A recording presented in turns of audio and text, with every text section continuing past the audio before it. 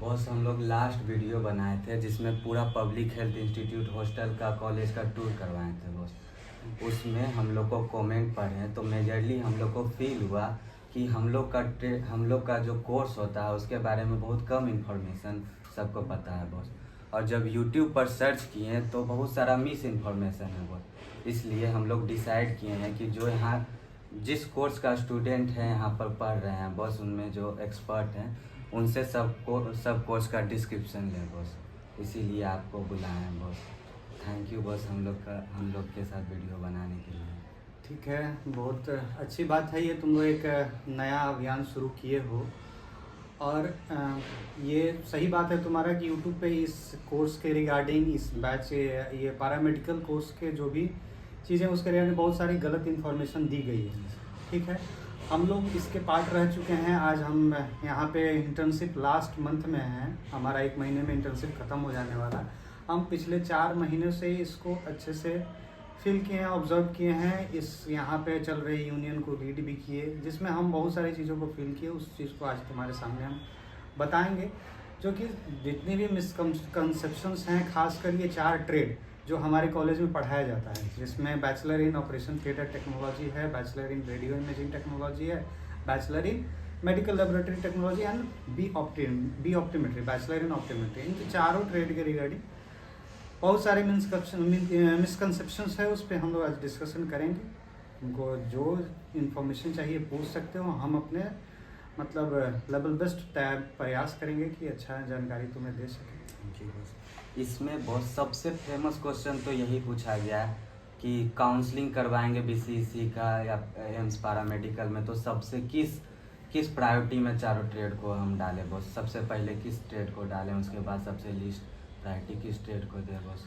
अगर हम ये काउंसलिंग की बात करें तो बीसीसी के एक एग्ज़ाम है जिसके तहत ये चारों ट्रेड की पढ़ाई होती है। तो काउंसलिंग में अगर हम देखें तो हाँ, बिहार के स्तर पे हर एक ट्रेड का एक ही लेवल है, कोई ना ज़्यादा ऊपर है ना नीचे है। अगर हम बात करें तो सब बिहार में, खासकर हमारे जो बिहार सरकार है, इस पे बहुत ही कम ध्यान दी है, जिसके वजह से हमारे कोर्सेज का उतना अपलिफ्टमेंट नहीं हुआ है जैसे कि बाकी के राज्यों में हो चुका है।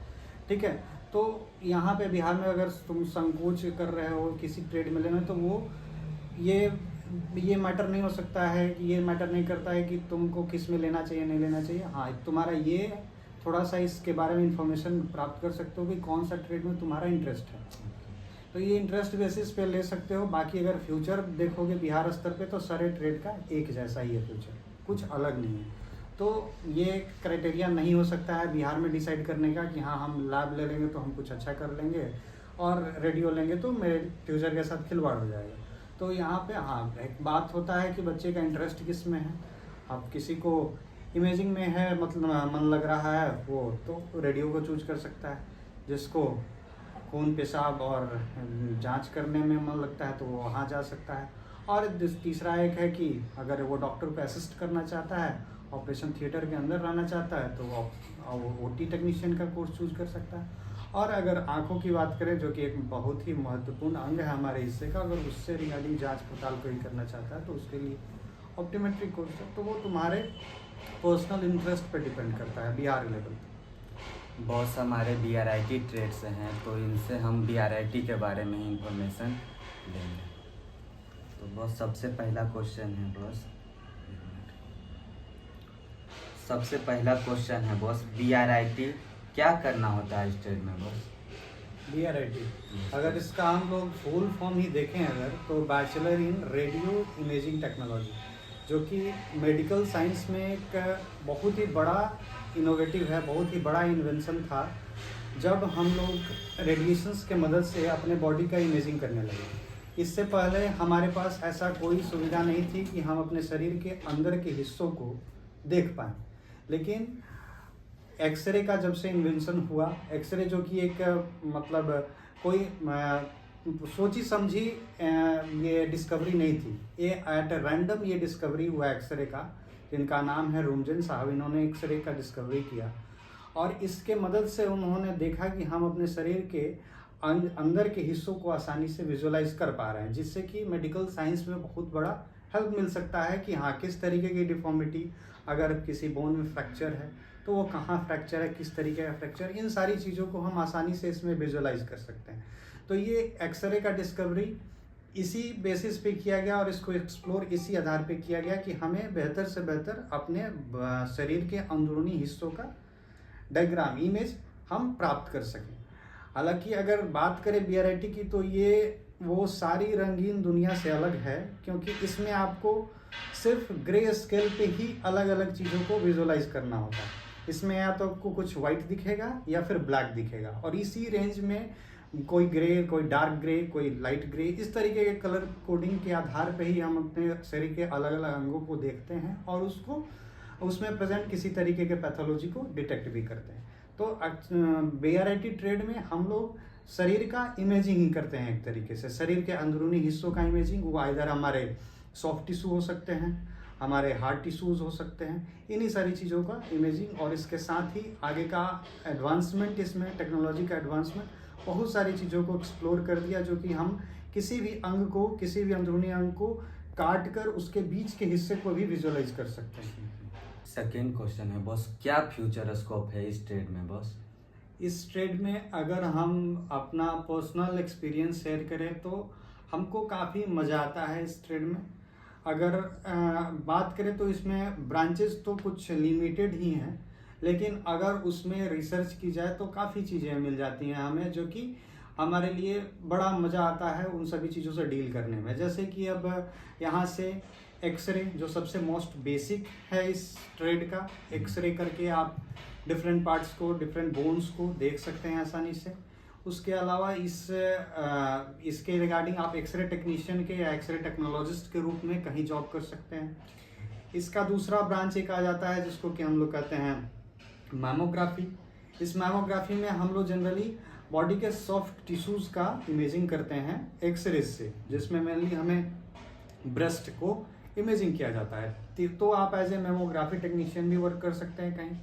तीसरा है आपका CT टेक्नीशियन या CT टेक्नोलॉजिस्ट के रूप में, कंप्यूटर टोमोग्राफी टेक्नोलॉजिस्ट के रूप में, जिसमें हम लोग शरीर के विभिन्न अंगों का इसमें भी इमेजिंग करते हैं। लेकिन ये एक्सरे से कुछ अलग हो जाता है, क्योंकि एक्सरे जो है एक आपको 2D इमेज प्रोवाइड करता है, आपको प्लेन इमेज देता है, और जबकि CT में हम लोग सेक्शनल इमेज को प्राप्त कर सकते हैं, अपने बॉडी के डिफरेंट पार्ट्स को स्लाइसेस में कट करके इमेजिंग लेते हैं।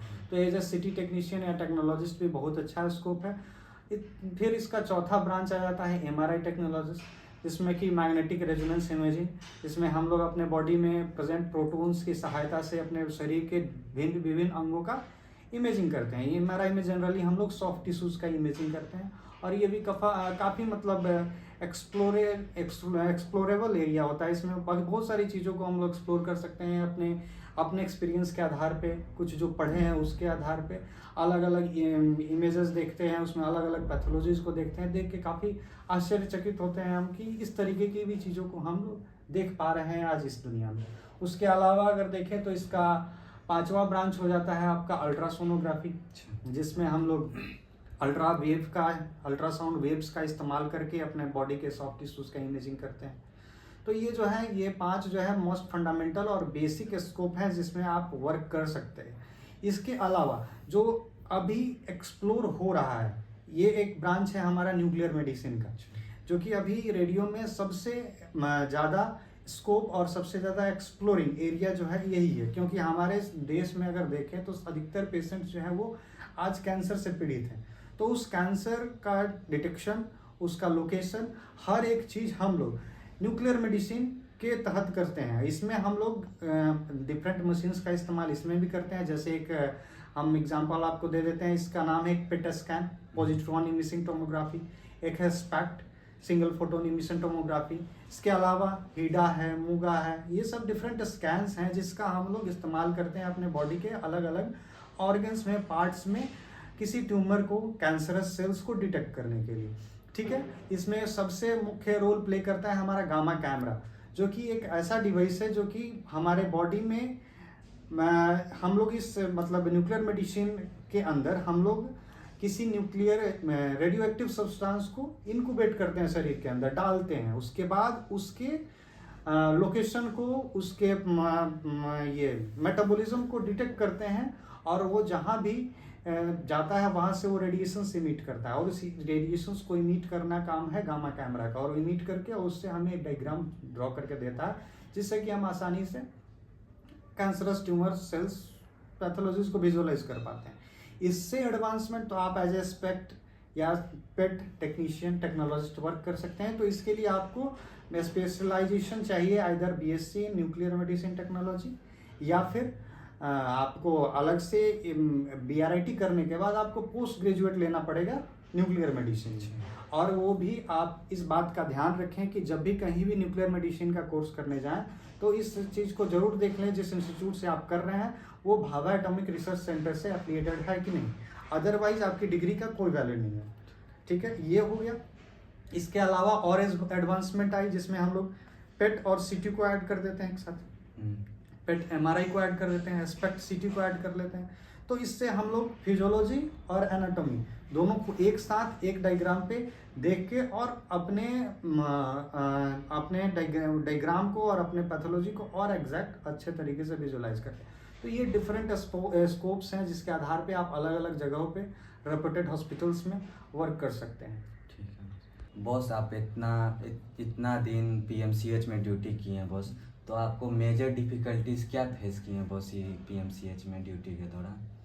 पीएमसीएच में हम लोग जैसे कि सेकेंड ईयर से ही क्लिनिकल ड्यूटी के लिए जाते हैं वहाँ पे, और अलग अलग जो भी हमारा फील्ड है पीएमसीएच में, तो पीएमसीएच में हमारे पास मुख्यतः एक्सरे है, मैमोग्राफी है, एक्सरे के कुछ स्पेशल प्रोसीड्योर्स हैं, उसके अलावा एमआरआई है, सीटी है और अल्ट्रासोनोग्राफी है। तो इन्हीं 4-5 डिपार्टमेंट्स में हमें काम करने का यहाँ मौका मिलता है। इसके अलावा किसी तरीके की एडवांस्ड इक्विपमेंट्स यहाँ अवेलेबल नहीं है। तो हॉस्पिटल में जाने के बाद हम एक्चुअल हमारा फील्ड क्या कहता है, क्या बताता है, उस चीज़ को हम यहाँ पे समझ पाएँ, क्योंकि यहाँ जब तक अपने क्लास में कर रहे थे, थ्योरीज को पढ़ रहे थे, तो उतनी सारी चीज़ें समझ में नहीं आई, क्योंकि रेडियो लेने के बाद एक अलग ही हमारे पास प्रॉब्लम क्रिएट ये हो जाता है कि हम लोग बायोलॉजी स्ट्रीम के बच्चे होते हैं और हमारे लिए फिजिक्स काफ़ी टफ होता है, लेकिन रेडियो में आने के बाद आपको फिजिक्स से ही डील करना होता है। तो ये फिजिक्स काफ़ी रुलाता था बच्चों को, लेकिन जब इन सभी चीज़ों को हम लोग लाइव एक्सपीरियंस किए, देखे, समझे, तो ये काफ़ी आसान सा लगने लगा फिर। और पेशेंट को डील करना, उनके साथ उनको कितना केयर के साथ हम हैंडल कर सकते हैं, उनके प्रॉब्लम्स को सुनना और उतना ही सिंसियरली जैसे कि वो हमारा प्रॉब्लम हो, इस तरीके से उनके साथ डील करते थे। उनको उनका हम लोग इमेजिंग करते थे, उनके बातों को समझते थे उसके आधार पे।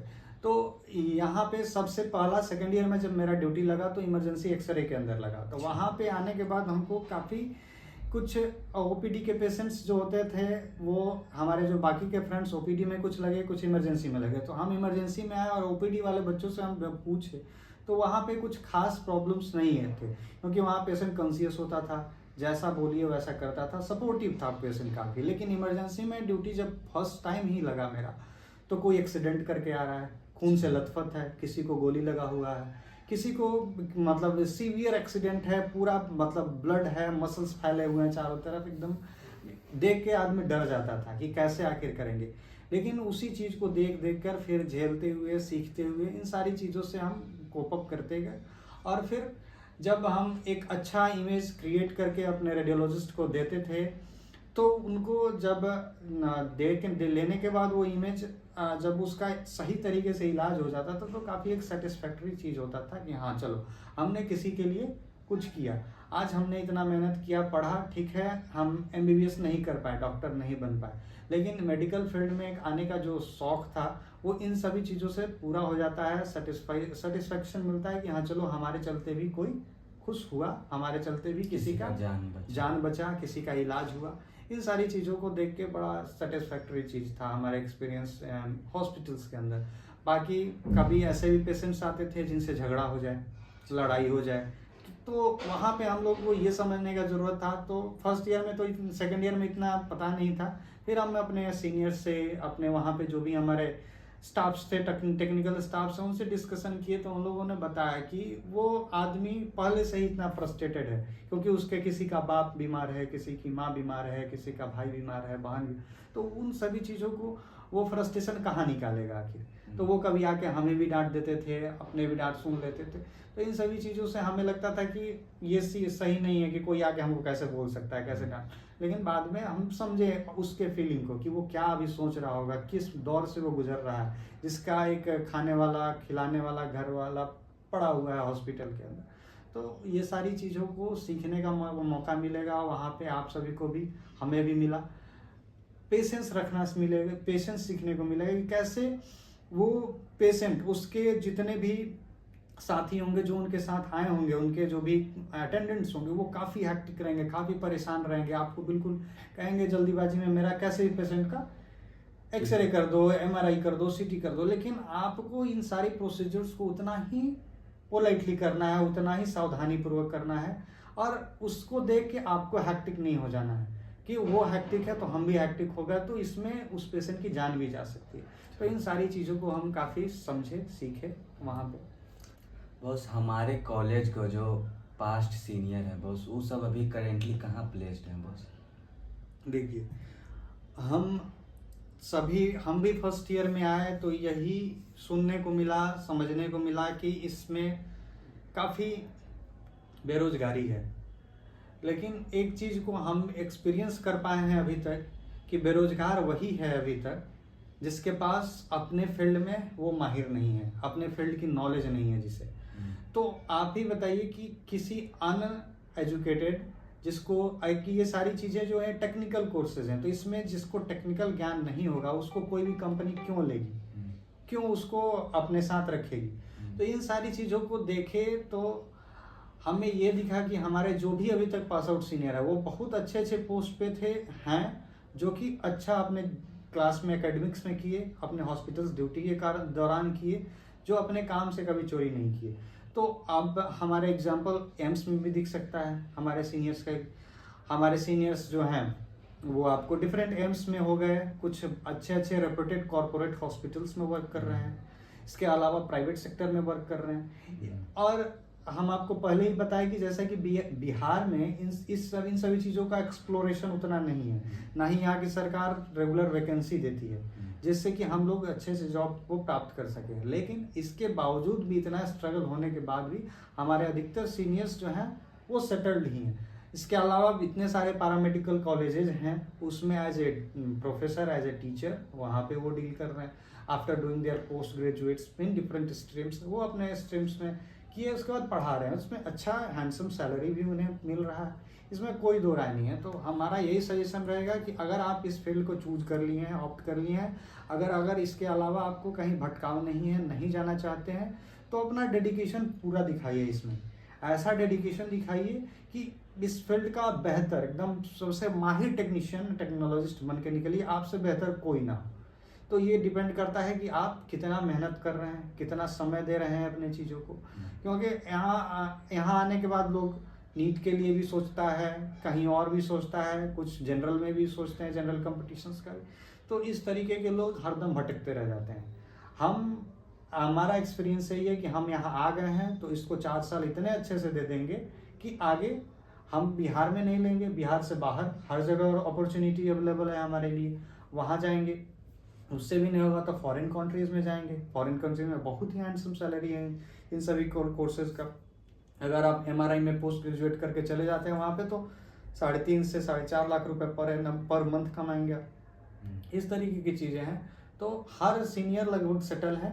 अभी बिहार सरकार बीटीएससी के द्वारा वैकेंसी भी दिया गया है, कुछ दिनों में डॉक्यूमेंट वेरिफिकेशन होगा, उसमें भी हमारे लगभग हर एक सीनियर क्वालिफाइड हैं और वो सभी कहीं ना कहीं जॉब लेने अब जा रहे हैं। अभी भी अच्छा वैकेंसी आया है इसमें? हाँ, अभी कुछ 806 पदों पे वैकेंसी आई थी, बिहार सरकार के द्वारा निकाली गई एक्सरे टेक्नीशियन के पद पे, जो कि लेवल 6 की वैकेंसी थी, जिसमें आपका 250 रुपये ग्रेड पे था, जो कि आपको ऑल ओवर देखा जाए तो वही 56-57 हज़ार के आसपास आपका इन हैंड सैलरी बनता है। तो ये काफ़ी हैंडसम सैलरी है अगर किसी फ्रेशर को ये जॉब मिल जाता है तो, विदाउट एनी एक्सपीरियंस। तो इसमें स्कोप खराब नहीं है, बहुत ज़रूरत है कि आप अपने फील्ड का माहिर बनिए, अपने फील्ड को अच्छे से एक्सप्लोर करिए। बॉस बीआरआईटी में हम मैक्सिमम कितना तक अर्न कर सकते हैं बॉस, कितना पैसा कमा सकते हैं? देखिए, आप पहले जो हमसे एक सवाल पूछे ना कि बॉस किस ट्रेड को हमें चूज करना चाहिए अपने काउंसलिंग के दौरान, तो हम एक तो आपको उस समय बताए क्राइटेरिया कि आपका चॉइस, आपको किस में मन लगता है। हर फील्ड का अलग अलग काम है, वो हो सकता है। बिहार में ये नहीं हो सकता है डिसाइड करने का क्राइटेरिया कि हमारा फ्यूचर किस में अच्छा है। आप फ्यूचर जिसमें मेहनत करिए अच्छा उसमें होगा। और दूसरा, अगर आपका क्राइटेरिया ये हो सकता है कि हमें ज़्यादा से ज़्यादा पैसा अर्न करना है, तो आप BRIT चूज कर सकते हैं। इसमें पैसा भरपूर है, बस वही है कि आपको टेक्निकल नॉलेज होना चाहिए। जितना ही अगर हम लोग BRIT के बच्चे काफ़ी जो होते हैं ना, वो रॉयल टाइप के होते हैं, क्योंकि इसकी मशीन आपको देखेंगे तो मिनिमम मतलब जो मशीन की कॉस्टिंग है वो 10 लाख रुपए है मिनिमम। जो सबसे सस्ता हम लोग जो जनरल कन्वेंशनल एक्सरे का इस्तेमाल करते हैं वो 10 लाख रुपए की है। अब इससे ऊपर बढ़ते जाइए, एक MRI मशीन आपको अच्छे मतलब स्लाइसेस का और थोड़ा सा एडवांस खरीदना है तो आपको 2.5 करोड़ के आसपास पड़ेगा। उसी तरीके से CT स्कैन का ही मशीन 1.5-2 करोड़ का पड़ता है। तो इसमें जो लोग आते हैं उसका इक्विपमेंट भी उतना ही महंगा होता है, लेकिन हाँ इसमें खतरा भी उतना ही ज़्यादा है। बाकी सभी फील्ड से अगर देखें तो इसमें खतरा की चांसेस भी बहुत ज़्यादा है, क्योंकि आपको डेली पर डे रेडिएशन से डील करना होता है। और एक ह्यूमन बींग्स के लिए रेडिएशन कितना घातक हो सकता है उसका एग्जाम्पल आज देख रहे हैं भारत में जो बढ़ता हुआ कैंसर। तो इन सभी चीज़ों से डील करना, और उसके बाद वो खतरे से खेलते हैं तो पैसा भी अच्छा कमाते हैं। उनका हक बनता है कि अगर वो खतरा अपने जान पे ला रहे हैं, बन रहा है उनके जान पे, तो उन्हें पैसा भी अच्छा मिलना चाहिए। तो इसमें वही बस एक नंबर बताइए बॉस। एक नंबर की अगर बात करें, कॉलेज से निकलने के बाद बॉस अगर हम कहीं प्लेस्ड होते हैं तो कितना तक में देखिए अगर आप बिहार में अगर बात करिएगा ना, तो बिहार में हम पहले ही बोले कि स्थिति इसकी बहुत ख़राब है। और स्थिति खराब होने के पीछे बहुत सारे रीज़न हैं। उन रीजन्स को एक्सप्लेन करने लग जाएं तो हम बहुत लंबा समय लग जाएगा। वाला थोड़ा सा मतलब ब्रीफ में हम बताना चाहें तो यहाँ पे कैडर काउंसिल का ना होना, काउंसिल नहीं होने के वजह से इस ट्रेड को, इस फील्ड को गाइड करने वाला कोई नहीं है। काउंसिल एक गाइडर होता है जो आपको आपके डॉक्यूमेंट के आधार पे, हर चीज़ के आधार पे वेरीफाई करता है कि हाँ कौन एक बेहतर टेक्नोलॉजिस्ट है, कौन नहीं है। तो ये टेक्निकल चीज़ें जो हैं वो आप एक अनपढ़ व्यक्ति को भी कुछ दिन रख दीजिएगा ना एक्सरे रूम में तो वो भी सीख जाएगा। लेकिन कौन कौन से टेक्निकल फैक्टर्स के आधार पे इमेजेस में क्या बदलाव आएंगी, किन तरीके की चीज़ों को हम नहीं देख पाएंगे, उन सारी चीज़ों का उन्हें ज्ञान नहीं होता है। वो बस जानते हैं बटन दबा देना, एक्सरे हमको ले लेना, ठीक है। तो यही एक मुख्य मुद्दा रह चुका है, जो कि हम जहाँ तक समझ पाए हैं कि बिहार में काउंसिल नहीं होना, इसका कोई रेगुलेटरी बोर्ड नहीं होना, जिसके वजह से जो जितना मन पैसा पे रखता है नहीं रखता। अब बेरोजगारी इतना ज़्यादा है कि लोग 10,000 पे भी काम करने को तैयार हो जाते हैं।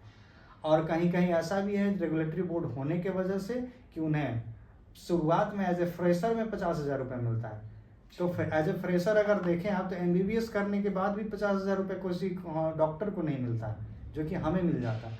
तो बात यही है कि यहाँ पे अगर रेगुलेटरी बोर्ड आ जाए तो उन सभी चीज़ों का जो बाकी जगहों पे जिस तरीके से एक रेगुलर मैनर में वैकेंसीज आ रही हैं, कितना एक मिनिमम सैलरी होना चाहिए वो डिसाइडेड है हर राज्य में।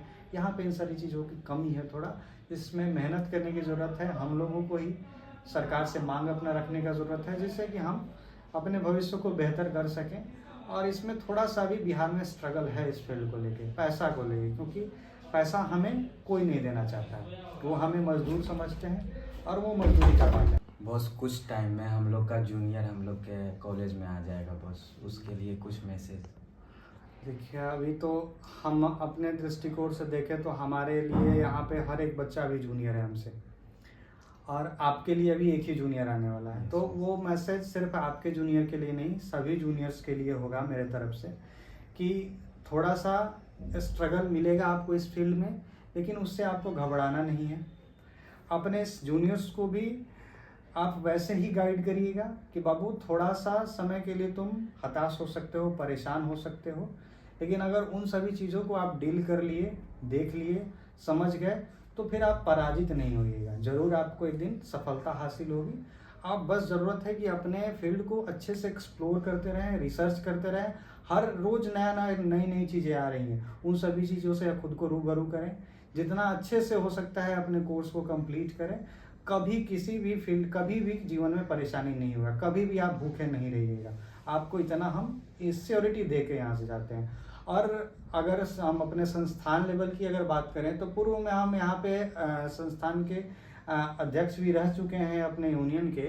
तो वहाँ से हम चाहेंगे कि उस यूनियन के साथ आप लोग जुड़ के और जितना बेहतर हो सके अपने कॉलेज को, अपने कोर्स को बढ़ाने में दौड़ लगाइए, मेहनत करिए, मेहनत जारी रखिएगा, सफलता मिलेगी। थोड़ा सा हम लोग अभी परेशान हैं, सब परेशान हैं, आप लोग भी रह सकते हैं, लेकिन वही है, देर आएगा दुरुस्त आएगा। हम लोग एक दिन अपने मुकाम तक पहुंचेंगे और वो हम लोग भी उस समय कह सकेंगे कि हमारे पास भी वो सारी चीज़ें हैं जो मेडिकल के बाकी सारे नर्सेस के नर्सिंग कोर्सेज के पास हैं, फिजियोथेरेपी के पास हैं, डॉक्टर्स के पास है। वो सारी चीज़ें, एक रेगुलेटरी बॉडी है, एक कैडर है कि उनका पद सोपान है, वो सारी चीज़ें हमारे पास भी होंगी। थोड़ा वक्त लगेगा, इसलिए अपने सीनियर जूनियर्स को हमेशा मोटिवेट करके रखिएगा कि तुम हार मत मानना, हर तरीके से अपने आप को हमेशा ऊंचाई की तरफ देखना, अपने को बढ़ाते रहना। यही संदेश है मेरा।